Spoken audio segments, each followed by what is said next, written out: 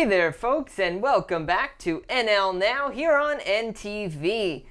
Joining me today in the interview chair, I am so pleased to have Mike Hickey. Mike, thank you so much for coming in today. Thanks, Clyde. It's great to be here. Yes, so Mike, you are the host of Terror Nova, which is a super cool new show that premiered here on NTV just a couple of weeks ago. So for our viewers who haven't seen it yet, why don't you tell us a little about it?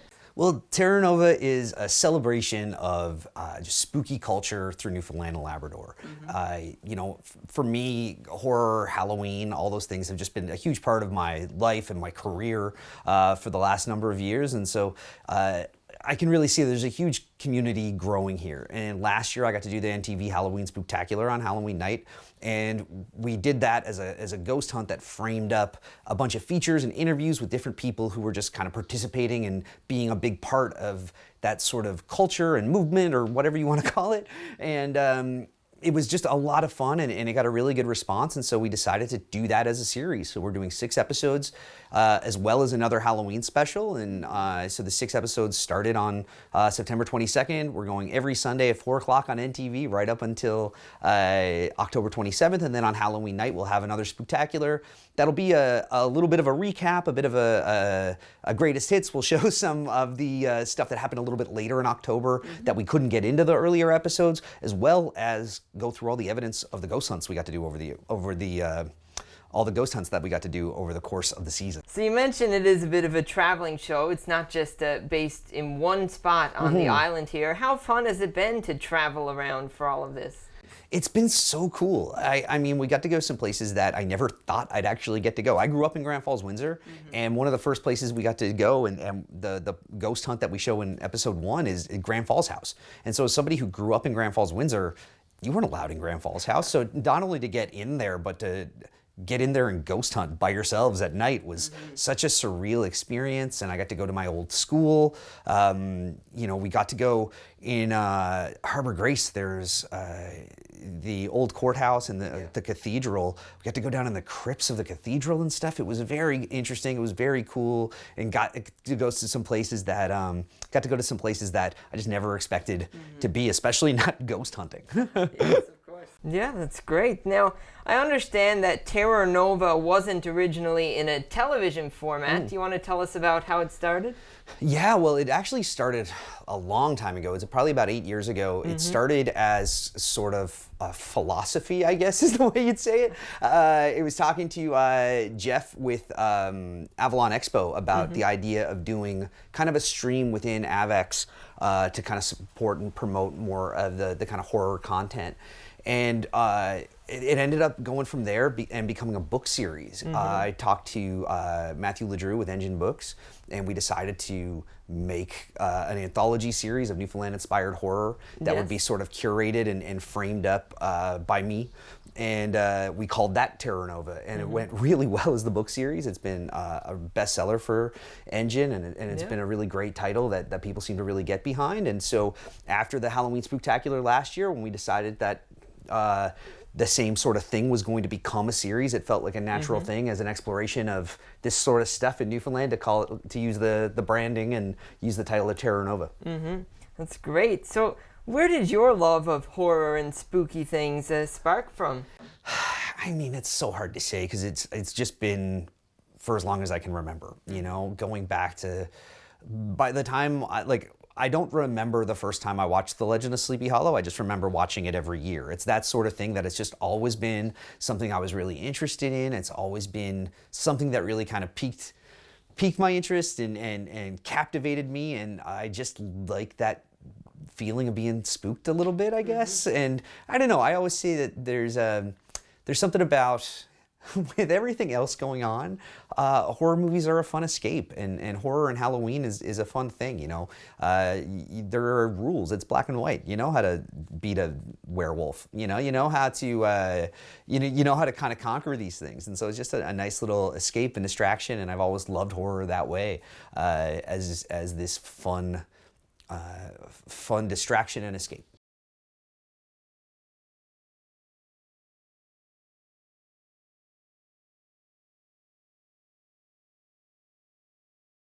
in doing the research for our interview today, one of the things that I found pretty cool was someone in particular that you got to interview on a carpet, which is the legendary actress Jamie Lee Curtis. Now, why don't you tell us about what that experience was like? It was weird is the only way to describe it. I mean, I had done a few carpets at that point. The first one I did was for It in 2017, and that was really cool, and it was really intimidating because, you know, it's at the TCL Chinese Theater on Hollywood Boulevard, and it's, you know, you're standing, the carpet is over everybody's like handprints in the cement and stuff. And so you just know it's this, as a movie lover and cinephile and filmmaker and all these things, it's such a kind of storied place. And so most of the carpets I've done have been there. But I did It there as the first one, and then I ended up doing another one for Predators at the Egyptian Theater, and that was really cool. And then we did a Halloween Horror Nights one for when Universal converts the park into a big haunt attraction. I got to do the carpet for that because they have a big kind of kickoff night that has a bunch of celebrity guests and all that sort of thing. And then about a month after that was when I did Halloween. And so I had a little bit of experience with it. But one of the things that always stood out from the experiences that I had with it were, you know, kind of the big name stars of the film, or, you know, like kind of those top people are always usually the last ones coming through, because it's just the way they kind of plan that stuff out, is so that these are the last people. It kind of builds the hype, it builds the excitement. But in the case of Halloween, I was doing that. Crypt TV and Universal had partnered, so I was technically there for Universal Pictures, and so as the studio, we were the first ones on the carpet, and everybody had to come to us first. They were, you know, publicists were directed, they had to come talk to me.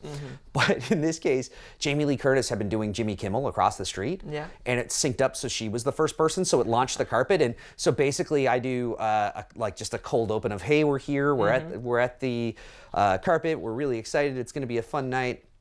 Throw to the trailer for the movie, and as I'm coming back from the trailer, and I'm going live without like an earpiece or anything. That's kind of the way we did it. Very kind of, I guess, lo-fi, considering it was being like uploaded live to like Facebook Live with just like we were shooting with a cell phone. It was very straightforward, but without an earpiece or anything, and I just get a tap on my shoulder and I turn around and it's Jamie Lee Curtis. And it was just, it was the weirdest thing. I wasn't expecting her that early. I thought I was gonna have a little bit more time to kind of work myself up and get kind of rolling, and then instead she's the first interview that I have, and it was really surreal, and we had a great conversation. We talked about the movie, we talked about kind of the history of the movie. She sang to me, which was really, really something. And then what was really cool was, even as great as the moment of talking to Jamie Lee, what was really cool was the little kid that's in that movie. I think his name is Julian. He was like the second person to come through.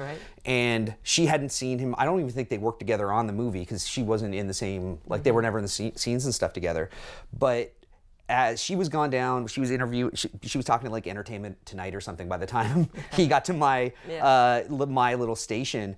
And when she saw him, she came back and interrupted our interview to talk to him about, you know, how great he was in the movie, and he's fantastic in it. And but it was just, that was really cool as well, just to kind of be there for that moment. And it was even weirder because I ended up, like, Entertainment Tonight kind of turned their camera over, and I was on Entertainment Tonight, like they're in the middle of this whole interaction, which was really cool. As somebody who grew up, you know, kind of loving that, it was really cool to be part of that sort of moment and end up on Entertainment Tonight. Was really weird. Yes, that's all amazing. Now, folks at home, we're going to take a very short commercial break, but coming up right after this, we're going to continue our conversation with Mike Hickey. Stay tuned.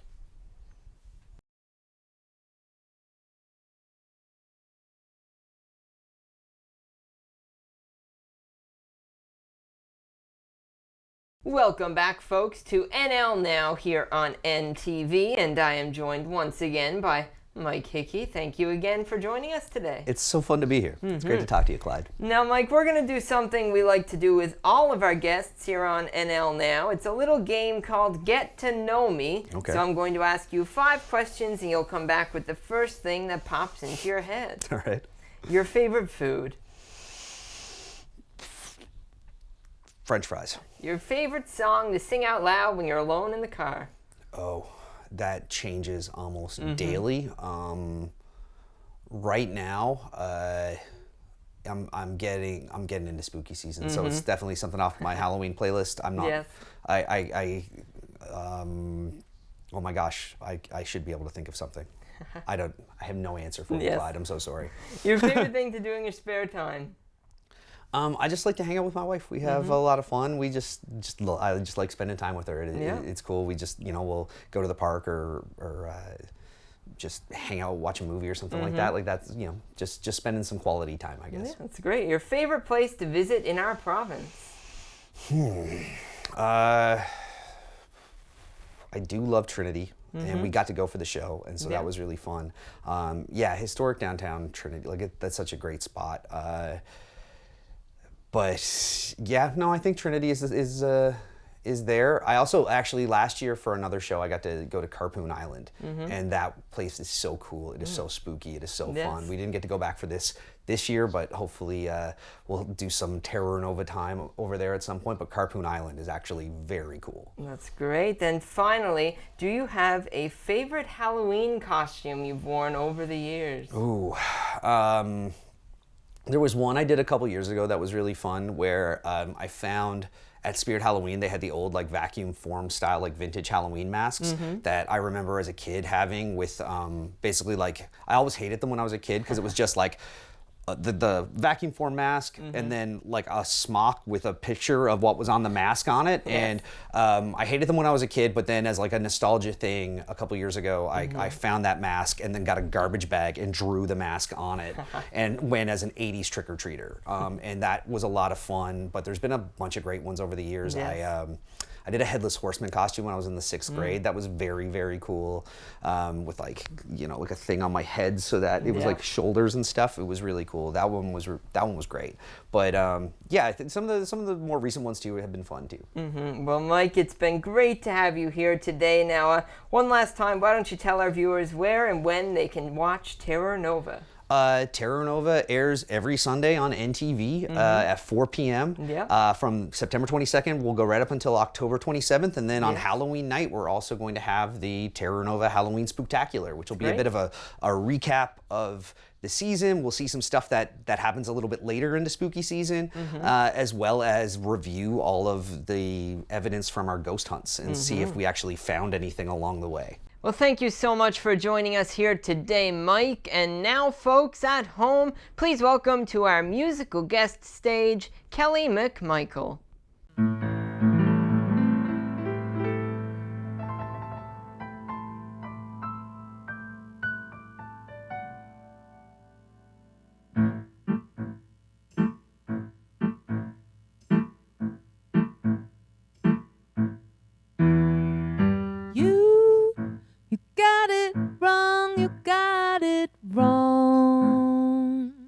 Yeah, you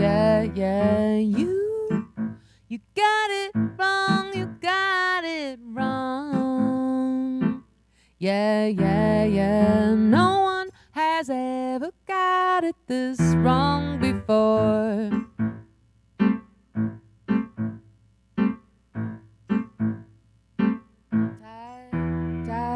Tied to the madness of not understanding how I could be so hard done. Was I a fool for so long? After the initial hit, after the sting of it, you gotta live with it. And you got it wrong, you got it wrong. Yeah, you got it wrong, you got it wrong. Yeah, no one has ever got it this wrong before. No one has ever got it this wrong before. No one has ever got it this wrong before.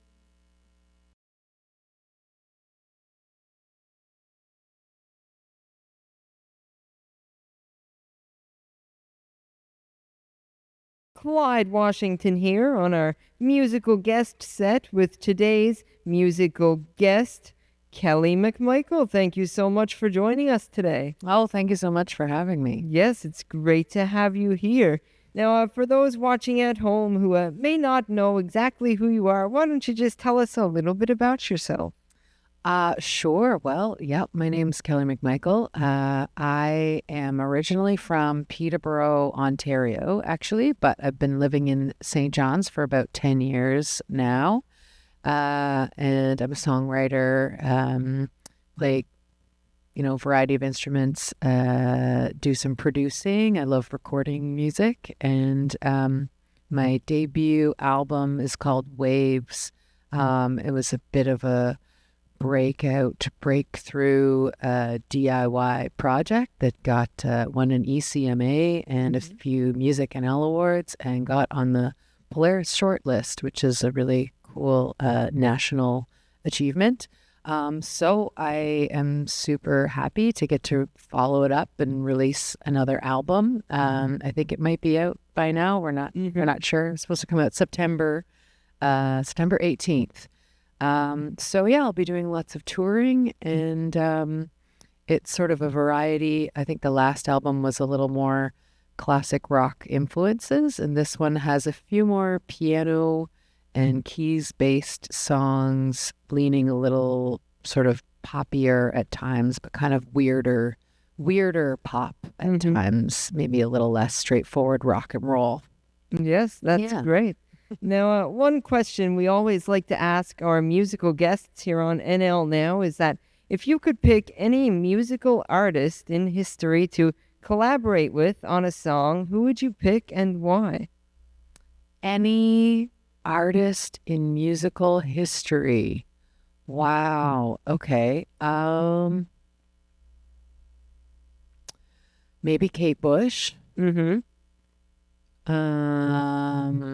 I mean, I don't know if that would be too samesies. Like, maybe I should pick someone who's a little more complimentary with different skills. But I mean, she's pretty amazing. Yeah. She has some really, pioneered some really cool synth techniques.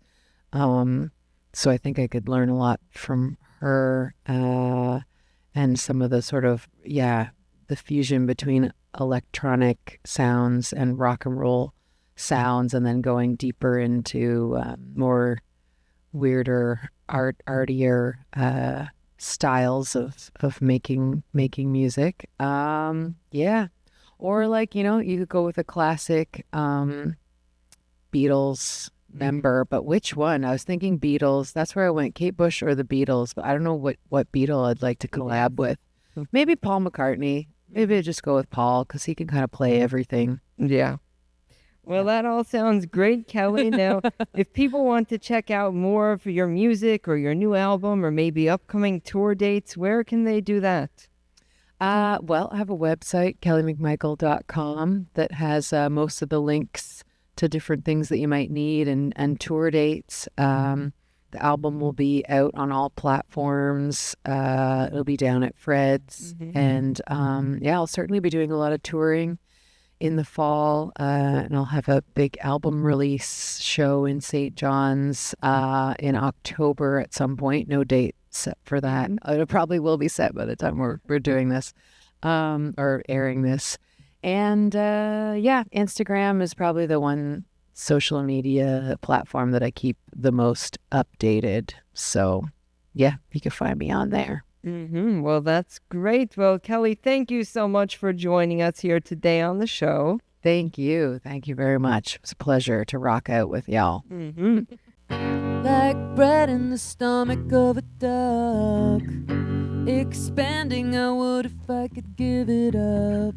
She says no need to hold on to the anger, but the insides are rotten and it's harder and harder, and I'm so bothered, I'm a bomb exploding and trying to hold it in. I'm a bomb underwater screaming.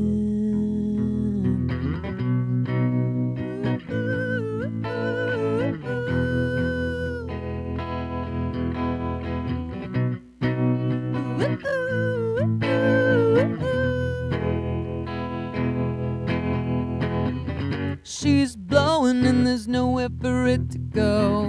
The rage is an explosion that I can't hold.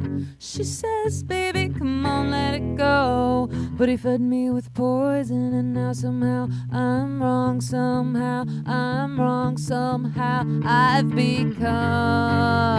a bomb, exploding and trying to hold it in.